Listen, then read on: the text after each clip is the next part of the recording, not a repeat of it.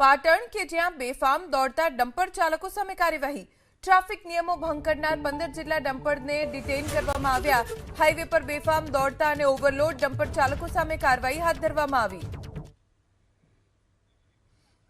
પાટણમાં overload dumper સતત અકસ્માતો કરી રહ્યા છે। ટ્રાફિકના નિયમોનો ભંગ થઈ રહ્યો છે, જેના કારણે આવા ડમ્પરને અટકાવીને તેને ડિટેઇન કરવામાં આવ્યા છે।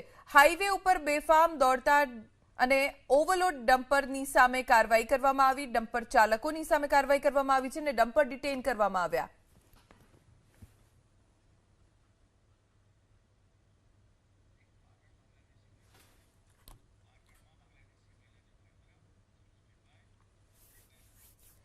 પાટણમાં બાંગ્લાદેશી મહિલા ઝડપાઈ હોવાની ઘટના બની છે।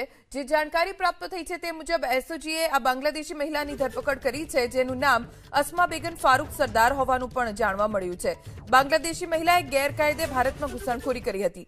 સુરતમાં રહેતી હોવાનો મહિલાએ સ્વીકાર કર્યો। અમદાવાદ, સુરત, વડોદરા, આણંદમાં તે રોકાઈ ચૂકી છે। મહેસાણા, મોરબી, પાટણમાં પણ રોકાઈ હોવાનો તપાસ દરમિયાન ખુલાસો થયો છે।